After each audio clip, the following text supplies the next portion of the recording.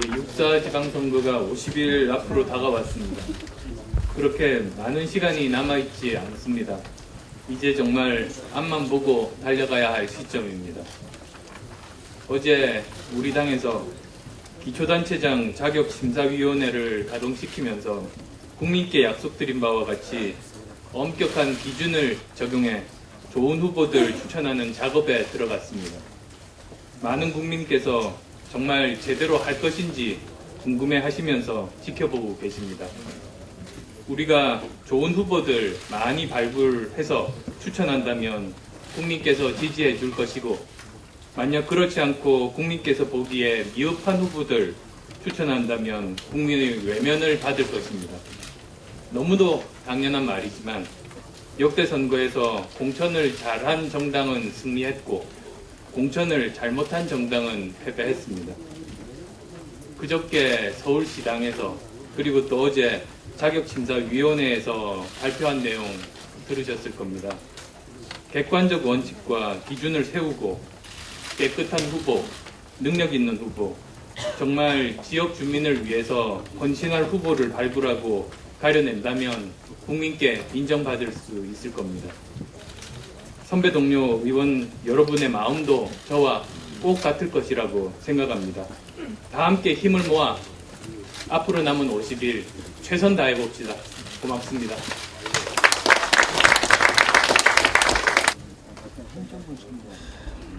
우리의 기초선거 공천 일정이 새누리당에 비해서 한 달 넘게 늦었습니다. 따라서 우리는 속도감 있는 공천과 정당 공천 폐해를 극복하는 제대로 된 공천이라는 두 가지 과제를 동시에 수행해야 하는 상황에 처해 있습니다.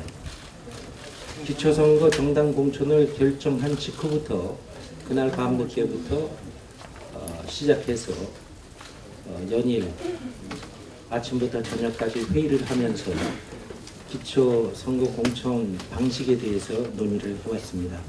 오늘 의원님들께서 좋은 의견들을 더해 주시기 바랍니다. 국정원 간첩 증거 조작 사건이 이 땅의 민주주의가 처하고 있는 심각한 위기 상황을 잘 말해주고 있습니다. 검찰은 국정원 간첩 증거 조작 사건에 윗선이 없다고 면죄부 수사 결과를 발표했습니다. 예상했던 대로 검찰이 결국 국정원의 벽을 넘지 못한 채 허송세월만 했습니다. 몸통은 손도 못 대고 깃털만 뽑았습니다. 검찰은 검찰 스스로에게도 면죄부를 주었습니다. 이제 더 이상 특검을 미룰 수 없게 됐습니다. 특검만이 답입니다. 아무리 막장 드라마라고 할지라도 결말은 권선징악으로 끝나게 마련입니다. 잇따른 자살 시도와 기억 상실까지 전개된 국정원 간첩 증거 조작 사건은 특검을 통해서 국민 앞에 명명백백하게 그 진실이 밝혀져야 합니다. 박근혜 대통령은 우선 국정원장을 문책 인사하고 특검을 수용함으로써 국정원에 대한 개혁 의지를 국민께 입증해야 할 것입니다. 박근혜 대통령과 새누리당은 국민을 무서워할 줄 알아야 합니다. 그런가 하면 민생은 하루하루 날이 갈수록 힘겨워지고 있습니다. 우리나라의 사회 경제적 불평등과 양극화가 날이 갈수록 심각해지고 있습니다. 연봉 격차가 커지면서 직장인들 사이에서도 소득 불평등이 심화되고 있습니다. 연봉 1억 원이 넘는 직장인이 지난 4년 동안 2배 이상 는 반면에 연봉 3천만 원이 채 안 되는 근로자들은 1천만 명을 넘어섰다고 합니다. 경제민주화와 복지의 중요성이 어느 때보다 강조돼야 하는 시점입니다. 소득도 불안한데 주거 불안, 노후 불안, 교육 불안, 의료 불안, 여기에 안보 불안까지 겹쳐서 헤아릴 수 없이 많은 불안이 우리 국민들을 짓누르고 있습니다. 박근혜 대통령의 수많은 민생복지 공약은 줄줄이 파기됐고 이제 최소한의 사회 안전망도 제 역할을 못하고 있습니다. 정부에서는 경제를 살리겠다고 구호를 외치지만 구호만 넘치고 있을 뿐 국민들의 실질적인 삶을 개선시킬 어떤 민생경제 활성화 대책도 내놓지 못하고 있습니다. 박근혜 정부의 민생지수는 민생지수를 발표하기 시작한 2003년 이래 최악의 지경에 이르러 있습니다. 6.4 지방선거는 민생선거로 치루어져야 합니다. 박근혜 정부의 민생 실정을 평가하고 누가 국민의 고단한 민생을 챙기는 후보인지 정당인지를 국민들께서 선택하실 것입니다. 박근혜 대통령이 살리겠다고 약속했던 중산층은 붕괴되고 있고 많은 가족들이 먹고 사는 문제로 해체의 위기에 놓여 있습니다. 가족 동반 자살이 이어지고 있는 현상은 세계에서 유일한 것이라고 합니다. 이번 선거에서도 새누리당은 듣기 좋은 말들 많이 쏟아내겠습니다마는 지혜로운 국민들께서 두 번 다시 속지는 않으시리라고 생각합니다. 지방정부는 민생의 보루이고 지방단체장과 지방의원은 민생의 파수꾼입니다. 이번 지방선거에서는 국민의 삶의 현장에서 국민의 먹고 사는 문제를 책임져야 할 민생의 파수꾼인 지방정부의 단체장과 의원들을 제대로 뽑아서 민생의 보루를 지키는 선거가 돼야 할 것입니다.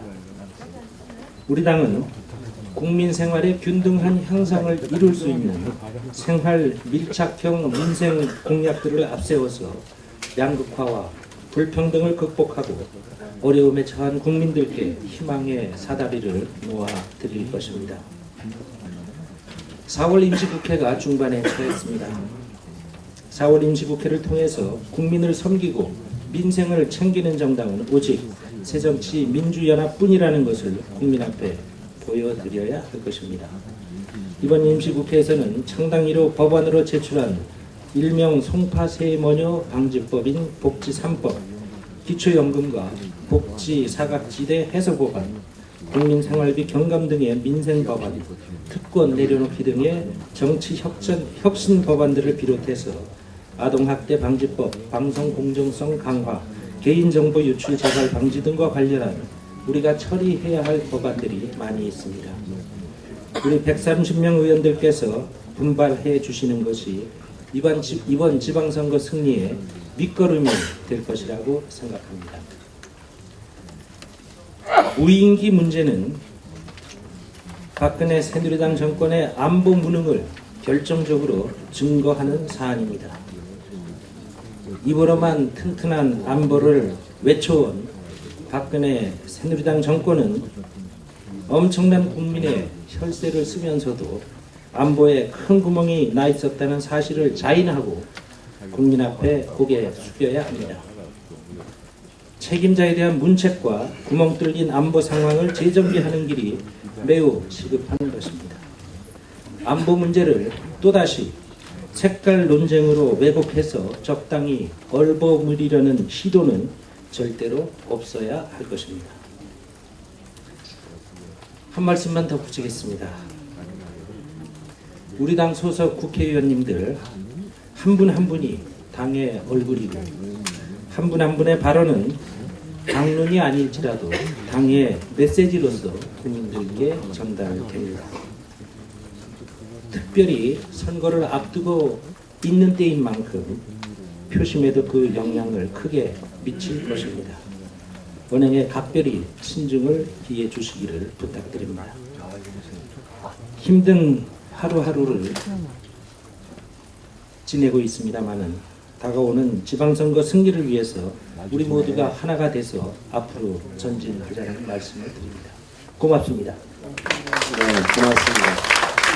그리고 이번 검찰 수사 결과는 남재준 살리기를 위한 신정 꼬리 자르기였습니다. 남재준 국정원장은 취임 이후부터 지금까지 국정원을 정치 개입과 논란의 한가운데로 몰아넣은 자격 없는 원장이었습니다. 단 한 시간도 평탄할 일이 없었습니다. 남재준 원장은 지금이라도 대통령과 국정원을 위해서라도 스스로 자진 사퇴하는 것이 옳지 않은지를 스스로 성찰해야 할 것입니다. 자진 사퇴해야 합니다. 대통령 뒤에 숨어서 자리를 보존하고 있는 국정원장은 참으로 비겁한 태도입니다. 대통령과 국정원, 검찰 태도는 국민의 눈을 두려워하지 않는 몰상식과 비정상의 결합체를 보는 듯합니다. 이런 비정상이 초래되고 있는 근본 원인은 대통령의 국정원 감싸기 때문이라는 사실을 대통령만 모르고 있고 모든 국민은 다 알고 있다는 사실을 다시 한번 촉구합니다. 민주주의와 사법정의를 갉아먹고 있는 암덩어리는 과감하게 도려내는 것이 옳습니다. 국정원 특검과 남재준 원장의 해임은 이제 시대적 명제가 되었습니다. 그렇기 때문에 반드시 처리되고 관철되어야 할 과제가 되어버렸습니다. 다시 한번 정부 여당은 지금이라도 남재준 해임과 국정원 특검을 수용할 것을 촉구합니다. 다만 이것이 지금 당장 받아들이지 않는다 하더라도 시기가 문제일 뿐 반드시 이 문제는 시대적 과제이고 명제가 되어버렸기 때문에 반드시 국정원 특검과 남재준 해임은 관철되고 실현될 수밖에 없을 것이다라는 점을 분명히 해둡니다. 우리 새정치민주연합은 국민과 함께 권력기관의 비정상을 바로잡는 모든 노력을 해나갈 것입니다. 두 분께서도 말씀하셨습니다만 육사 지방선거가 이제 50일 앞으로 다가왔습니다. 그리고 4월 국회도 중반을 넘어섰습니다. 그러나 국회 상황이 간단치가 않습니다. 4월 국회가 지금 정체되고 있는 이유는 아무도 무엇도 책임지지 않는 정부와 타협도 양보도 대안도 없는 여당의 책임 회피와 약속 파기 때문이라는 점을 분명히 해둡니다. 그렇지만 우리 새정치민주연합은 창당 정신에 맞추어서 민생 중심 정치와 약속 실천을 위한 노력을 계속해 나가야 할 것입니다. 더 치열한 노력으로 분명한 성과를 반드시 만들어내서 4월 국회를 손에 잡히는 성과와 결실들로 맺어야 그것이 국민적 평가에 도움이 될 것이고 새정치민주연합의 창당 정신에도 부합한다고 생각합니다. 지방선거를 앞두고 어려움이 많으시겠지만 두 개의 심장을 가진 하이브리드 엔진처럼 때로는 강력하게 때로는 조용하게 상임위 차원의 전략적 대응과 이슈 관리를 통해서 손에 잡히는 성과들을 차곡차곡 쌓아 나가서 지방선거에서도 좋은 결과로 이어질 수 있는 노력을 함께 해 나가기를 당부드립니다. 이제 4월 국회가 후반으로 진행되는 만큼 우리 의원님들의 각별한 더 노력과 그리고 경각심을 부탁드리면서 늘 열심히 해주시는 130명 의원님들께 원내대표로서 다시 한번 진심으로 감사드립니다. 고맙습니다. 네, 고맙습니다. 네, 새정치민주연합은 무인기 도발을 자시하지 않습니다. 최근 논란이 되고 있는 북한의 소형 무인기와 관련해서 몇 가지 말씀드리겠습니다. 이번 사태의 핵심은 튼튼한 안보를 약속하면서 무인기의 영공이 뚫림, 사실조차 몰랐던 정권의 안보 무능입니다. 또한 이를 빌미로 해서 고가의 저고도 레이더를 긴급 도입하려는 군의 태도에도 문제가 있는데 좀 더 신중한 필요가 있지 않나 생각이 듭니다. 이에 우리 새정치민주연합은 그동안 일관된 자세로 국민을 안보 불안에 떨게 한 현 정권의 책임을 묻고 군의 허술한 대응을 질타해 왔습니다. 지난 11일 국방부의 북수정 무인기 합동조사 중간 발표에 따르면 북한 소행으로 확실시되는 정황 근거들이 다수 식별됐습니다. 그러나 최종 결과 발표가 남아있기 때문에 아직은 신중해야 된다고 생각이 듭니다. 이런 상황 하에서 우리 당의 한 동료 의원님께서 무인기를 북이 보낸 것이 아닐지도 모른다며 의혹을 제기하자 또 다른 논란이 벌어지고 있습니다. 참 안타까운 일입니다. 국민의 단합을 통한 튼튼한 안보 태세를 위해서라도 이러한 논란은 바람직하지 않으며 하루빨리 정리할 필요가 있다고 봅니다. 물론 합리적 근거를 기초로 한 의혹은 누구나 제기할 수가 있습니다. 현재 인터넷상에는 북한의 소행이 아닐 것이라는 의혹을 제기하는 이들이 있는 것으로 알고 있습니다. 국회의원은 이러한 국민의 목소리를 듣고 정부에 질의할 수 있는 위치에 있습니다. 그러나 아직 최종 조사 결과가 발표되지 않았고 북한의 안보 공세가 날로 거세지고 있는 시점이기 때문에 좀 더 신중한 접근이 필요하다고 생각이 됩니다. 우리 새정치민주연합은 창당 당시 당헌에도 튼튼한 안보를 바탕으로 한 평화통일 준비를 내걸며 굳건한 안보태세를 확립할 것을 약속했습니다. 앞으로도 우리 안보를 이어가는 세력에 대한 단호한 응징을 주문하고 공고한 국가 방위태세를 확립할 수 있도록 물심양면으로 지원할 것을 약속합니다. 이상입니다. 네, 고맙습니다. 이어서 제가 공개적인 신상 발언을 사회자께 요청했더니 대표님 허락받으라고 해서 허락받았습니다. 사전 교감이 있었던 거 아닙니다. 며칠 전 우리 광주 지역 국회의원 5사람이 성명을 발표한 데 대해서 당내 일부 비판도 있고 또 언론에서 의혹을 제기하고 있기 때문에 좀 그 배경을 말씀드리는 게 좋을 것 같습니다. 시장 도지사가 행정가입니까? 시당 도지사의 행정은 공무원 조직에 의해서 이루어지고 시장 도지사는 고도의 정치력을 발휘해야 하는 정치인이라고 생각합니다. 대통령, 시장, 도지사는 과거와 같은 지시 복종의 수직적 리더십이 아니라 이제는 시민과 소통하고 공감하는 수평적 리더십을 발휘해야 한다고 생각합니다. 그리고 그것을 박원순 서울시장이 가장 그 전형을 보여주고 있다 이렇게 저는 생각합니다. 저는 박원순 시장과 가깝지 않지만 박원순 시장이 쓴 오연우가 묻고 박원순이 답하다는 책을 보고 참 많은 감명을 받았습니다. SNS 문자 등에 대응하는 공무원을 몇백 명을 두고 한 시민이 제기하는 아스팔트 도로가 패여서 교통사고 위험이 있다는 그 지적이 몇 시간 만에 해결되고 버스 운전기사의 봉급 체납에 대한 민원이 하루 이틀 만에 해결되는 그와 같은 지방자치가 이제 21세기 지식정보화 시대에는 이루어져야 된다고 생각하고 있습니다. 광주는 지난 50년 동안 역사의 고비고비마다 민주주의를 선도해 왔습니다. 그리고 뜻있는 시민들은 이제 20년 지난 지방자치에 있어서 광주가 또다시 전국의 모범이 되기를 기대하고 있습니다. 저는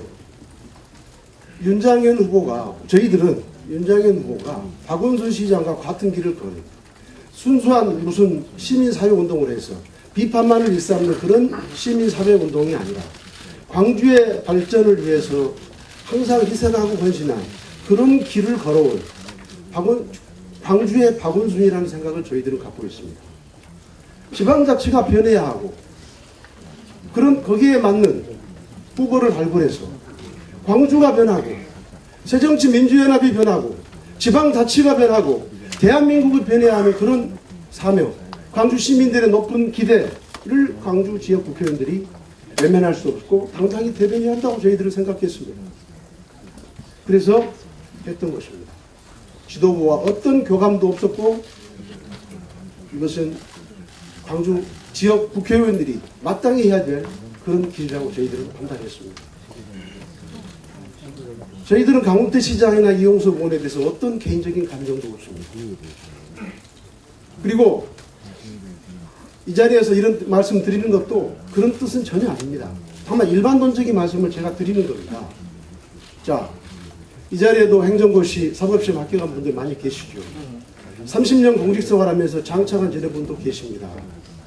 그런데 그런 분들이 국회에 와서 국회의원 또 두세 번 하시고 또 그거 끝내고 시장 도지사 또 두세 번 하시면 한 50년을 그렇게 하시면서 적어도 수평적 리더십에 대한 소통과 공감에 대한 그런 마인드를 가진 수평적 리더십의 소유자가 만약에 아니라면 그게 정이고 그게 우리가 지향하는 새정치입니까? 저희들의 이와 같은 충정, 광주 시민들의 그 높은 정치의식을 우리가 어떻게든지 보답하고 싶은 심정에서 저희들이 결단을 내렸다.